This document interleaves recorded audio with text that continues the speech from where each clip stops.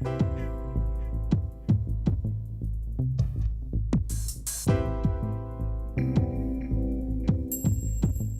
préfère habiter à la campagne, mais comme je n'ai pas de voiture, j'ai choisi de rester en ville. De loin la campagne. Ah oui, alors parce que il y a moins de bruit, on est loin de toutes ces sirènes, etc., ce trafic et tout. Moi, je préfère la campagne. Je travaille en ville et je suis très contente de rentrer après chez moi. La ville parce que on est plus près de tout et puis la campagne, il y a pas beaucoup de choses à faire alors qu'à la ville, on peut se promener ou faire les boutiques. On a les transports publics, donc c'est un grand avantage. Et puis surtout pour le soir, on a beaucoup plus de possibilités pour sortir. Et puis on a l'école juste à côté, on se lève le matin, dernière minute, pas de problème. Il n'y a pas de contact aussi humain avec les voisins, pas tellement. Alors qu'à la campagne, là, on va être à côté d'autres maisons et puis il y a plus d'esprit coopératif qu'à la ville. Quand je vois tous les gens qui vivent à la campagne et qui disent qu'ils sont tout contents, qu'ils payent moins cher, etc., puis qu'ils doivent se payer 2 voitures pour pouvoir venir en ville, je me dis qu'il y a quelquefois des mythes qui ont la peau un peu dure. Je trouve que la campagne, c'est comme une qualité de vie pour moi, pour l'école, pour la tranquillité, pour la sécurité aussi. Maintenant, voilà, il faut tout pour faire un monde. On dit il y a les rats des villes et les rats des champs. La raison collective et les choix individuels sont-ils toujours en adéquation? C'est en tout cas la volonté du schéma directeur de l'Ouest lausannois, un projet qui a pour but de piloter la croissance en matière d'urbanisation et de transport.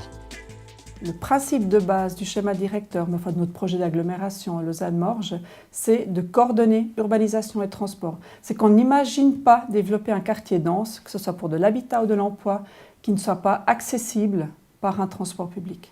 En termes d'efficacité, c'est la première chose que vous devez faire si vous voulez même construire un écoquartier, qui à la fin, la durabilité, vous la trouverez jusque dans l'isolation ou dans les panneaux solaires ou j'en sais rien.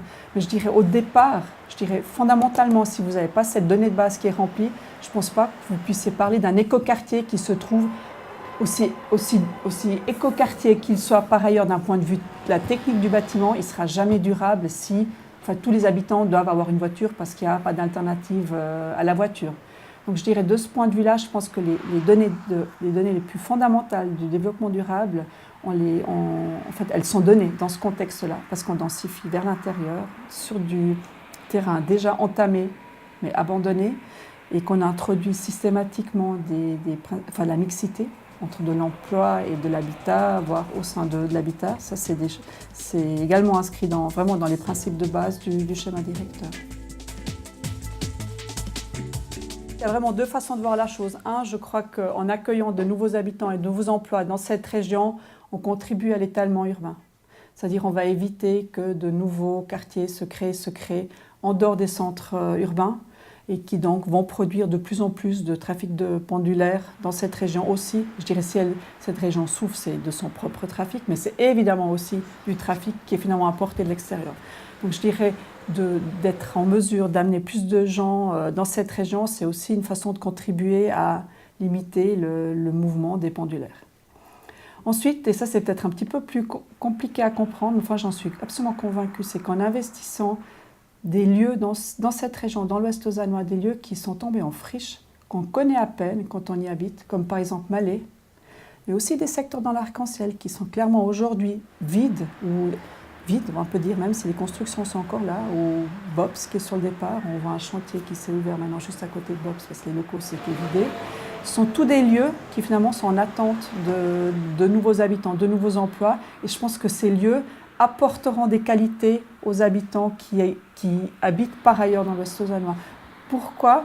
Parce que ces lieux ont clairement aujourd'hui, je pense, le potentiel de devenir des vrais quartiers avec une ambiance, avec une intensité de vie, avec des équipements publics, des écoles, mais des parcs et des rues et des places. L'Ouest lausannois, ce n'est pas le fait de Lausanne qui grandit, on n'est pas dans une logique où la ville de Lausanne s'étend de plus en plus, mais on est finalement, on est dans une logique où on travaille dans un système presque d'archipel, c'est-à-dire l'Ouest lausannois est fait de 8 villages qui ont des noyaux historiques, qui sont d'un point de vue d'identité extrêmement importants et constitutifs de cette région. On sera toujours dans quelque chose qui est spécifique à ce lieu, c'est-à-dire Les nouveaux quartiers vont, eux, l'enjeu, je pense, c'est de les intégrer correctement dans l'existant, et il n'en va pas d'effacer l'existant par ailleurs. Au contraire, c'est plutôt justement en le connectant, lui donner des qualités supplémentaires, le mettre en réseau, etc. Donc ça, je pense que c'est vraiment une spécificité de l'Ouest qui m'est chère, et je pense qu'il faut à tout prix réussir à préserver.